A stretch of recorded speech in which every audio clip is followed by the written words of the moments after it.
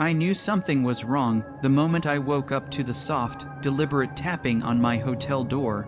It wasn't loud, just slow, patient knocks, like whoever was outside wasn't trying to get my attention, but trying to let me know they were already there. I checked my phone, 1:40 a.m. The hallway outside was silent, an unnerving, heavy silence, the kind that makes it feel like the entire building is holding its breath. My name is Daniel Moore, and I live in Phoenix, Arizona. Last year, I traveled to northern Nevada for a 3-day business conference. The company booked me a room at a cheap roadside hotel off Highway 93, just outside a small town called Ely.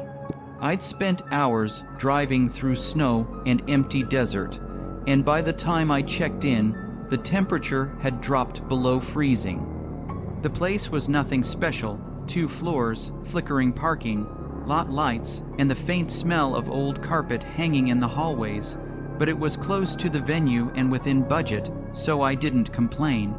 My room was 214, second floor, facing the dark highway.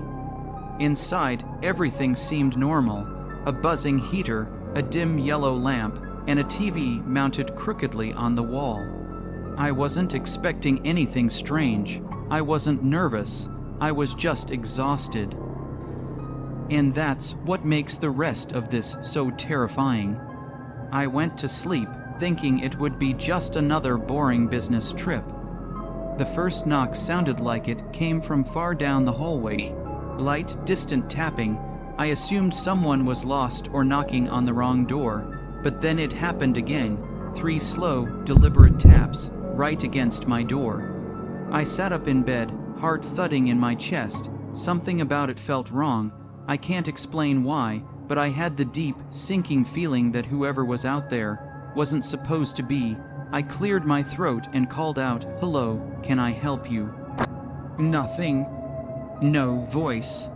No footsteps. Just complete stillness. After a minute, curiosity won. I slipped out of bed and walked toward the door. The carpet was cold beneath my feet, and the heater hummed quietly behind me. I leaned in and looked through the peephole.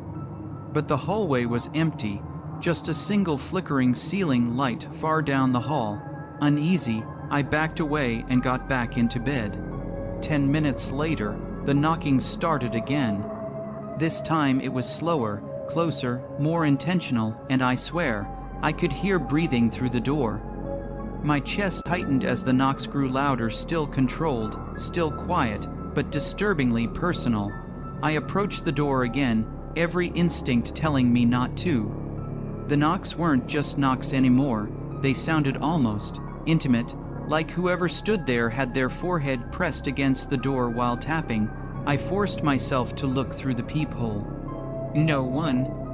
But the knocking continued, right at eye level, right where my face lined up with the peephole. It was like the person outside knew exactly where I was standing. I stepped back, fear crawling up my spine. The breathing on the other side grew heavier, slow and shaky, like someone trying to stay quiet. Then the knocking changed, from gentle taps to rapid, deliberate scratching. Fingernails dragging across wood. "I'm calling the front desk," I whispered, grabbing the phone. The clerk answered, sounding half asleep. I told him someone was knocking at my door. After a pause, he said, "Sir, we don't have anyone else checked in on your floor tonight." My stomach dropped. He told me to lock the door, stay inside, and said he'd send the night security guard to check the hallway. 5 long minutes passed. The scratching stopped. I pressed my ear to the door, listening. Silence. Then a violent knock slammed against the door, so loud it rattled the metal frame. I stumbled backward, nearly falling. The breathing returned, deeper, raspier, unnatural, like someone standing inches away from the door, mouth pressed right against it. Panicking, I grabbed the room's metal ice bucket, my pathetic excuse for a weapon, and backed toward the bed. Then things got worse. The door handle slowly began to turn, not shaking, not jiggling, turning smoothly, quietly, like someone who already knew exactly how to open it. I lunged forward, slammed the deadbolt shut, and braced my body against the door. The handle twisted harder, then stopped. Silence.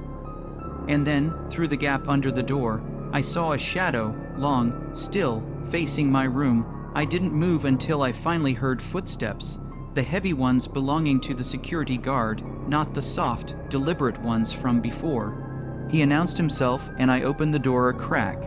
He stepped inside, shining his flashlight down the hall. "No one? What he look like?" he asked. "I didn't see anyone," I said. "I only heard him, and he tried to open my door." Confusion washed over his face. "Sir, I already walked this hallway twice. There's only one staircase. I would have seen anyone leaving." He left to check the cameras and said he'd call with an update, but the night was far from over. Around 3:20 a.m., the room phone rang. I grabbed it immediately, expecting the guard, but it wasn't him. All I heard was breathing, slow, heavy, too close. I froze. Then, a low whisper came through. "Open the door, Daniel." My whole body went cold. I slammed the phone down and backed into the corner, heart pounding, vision blurring from panic. I grabbed my keys, my backpack, anything I could run with. The lights flickered.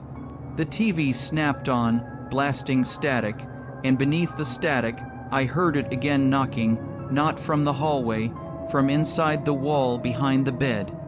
Slow, rhythmic knocks, traveling through the drywall, moving toward the door. That was enough. I bolted. I yanked the door open and sprinted barefoot down the hallway, not stopping until I reached the lobby. The guard and clerk stared at me like I was out of my mind. I begged them to check the cameras. Finally, the guard took me into the tiny back office and pulled up the footage. My hallway appeared on the screen. Empty.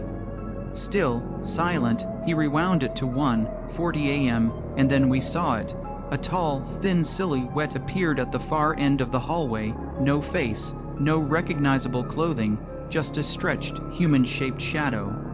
It walked toward my room in slow, jerking steps, and vanished completely the instant it reached my door. The guard replayed it 3 times, each time looking more disturbed. That's impossible," he said quietly. "There are no blind spots." I didn't stay another second. I grabbed my bag, checked out on the spot, and drove through the freezing Nevada night until sunrise. I still don't know what I saw, or what it wanted from me. A week later, I looked up the hotel online.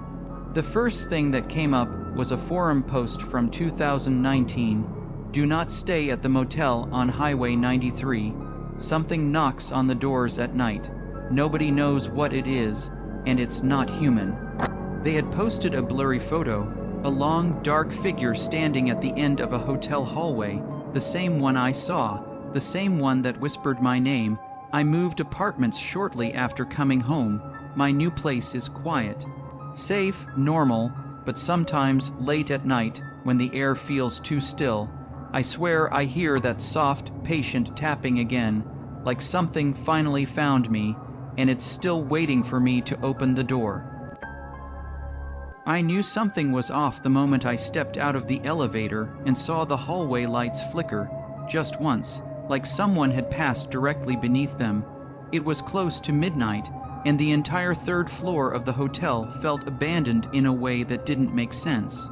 I'd stayed in plenty of cheap American motels during my business trips, but this place in northern Nevada, it carried a different kind of quiet, a heavy, unsettling kind. My room number was printed in bold on the keycard sleeve, 313, but as I moved down the hall, I noticed something strange. Every door around me was numbered in the 320s or the 300s that skipped over mine completely. But then, at the very end of the hallway, tucked into a dark corner that looked more like a maintenance area than a guest wing, I found it. Room 313, a door that didn't seem to belong.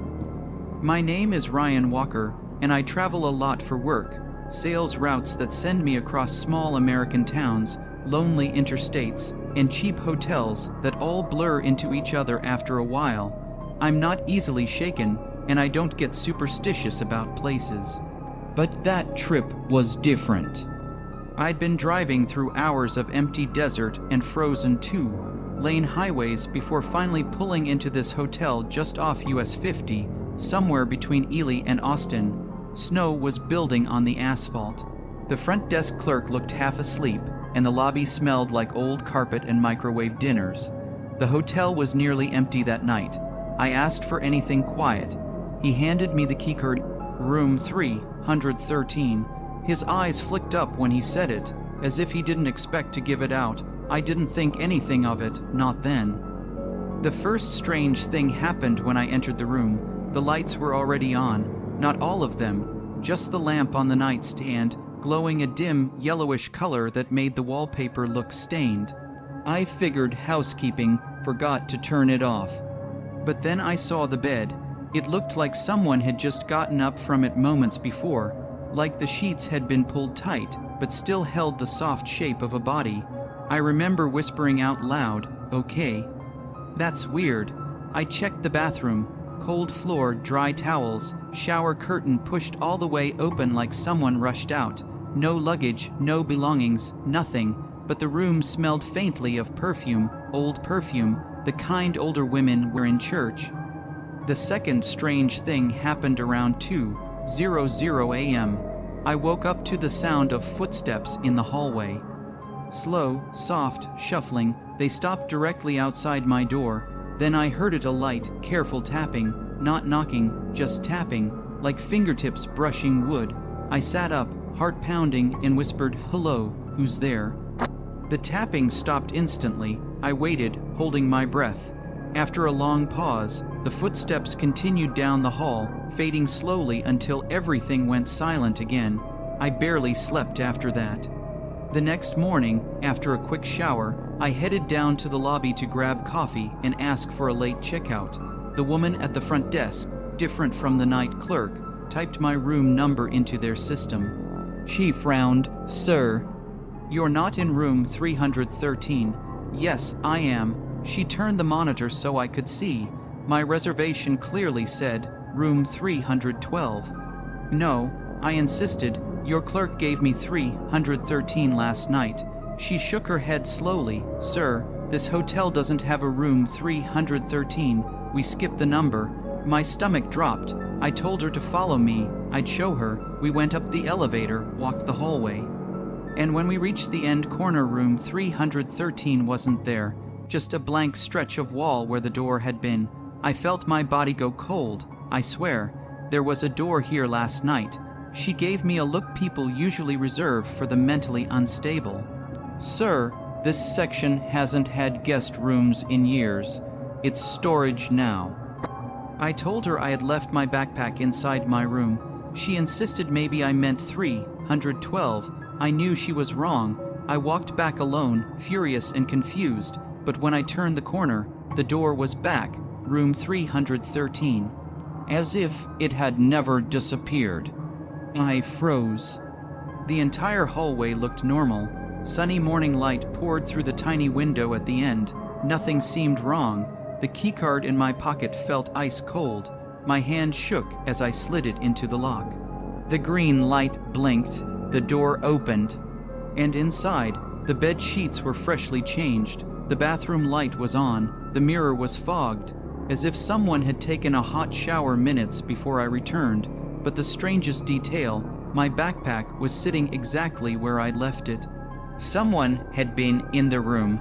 Someone who wasn't supposed to. As I stepped inside, I noticed the bathroom light flicker. The mirror still glistened with droplets. I wiped a hand across the glass, and for a split second, I saw her behind me. A woman, gray hair, deep eye sockets. Wearing something like an old church dress. Her face wasn't angry. It was tired, exhausted, like she'd been waiting for someone to finally notice her. When I spun around, the bathroom was empty. That night, I couldn't sleep. Around 1:40 a.m., the same time as before, I heard it again. Footsteps, slow, dragging, then tapping on my door. It was so soft I barely registered it. Tap, tap, tap. I grabbed my phone and whispered, "Who is it?" A woman's voice, barely above a breath, answered, "You're in my room." My blood turned to ice. I didn't open the door. I didn't move. I didn't even breathe. The tapping stopped, silence settled in. For a moment I thought she had left. Then the doorknob began to turn, slowly, deliberately, metal grinding softly in the quiet hallway. I lunged forward and shoved the security latch closed just as the door pushed inward an inch. A cold breeze rushed into the room, and standing in the gap, I saw her eye, pale, unblinking, staring straight through me. She whispered again, "You shouldn't be here." I screamed for help, kicked the door shut, and held the latch with both hands as she began pushing harder, harder. Then suddenly, it all stopped. Silence, no footsteps, no tapping, nothing. When I finally found the courage to open the door moments later, the hallway was empty, she was gone, and the room number 313 had vanished again. I checked out within 5 minutes. As I was leaving, the desk clerk, same man from my first night, stopped me. He looked at the keycard in my hand. "Sir, where did you get that?" "This is the card you gave me for 313. He exhaled shakily. "We haven't used that number since 1998. I stared at him. "Why?" He swallowed hard. "A woman died in that room," he whispered. "She kept calling the front desk, complaining someone was trying to get in. The police found her inside the bathroom, door locked from the inside." He lowered his voice. "They say she still knocks." Trying to warn the next guest, I dropped the keycard in shock, but before it hit the counter it turned to dust, like it had never existed at all, just like the room, just like her, and I still don't know if she was trying to hurt me or trying desperately to keep me out.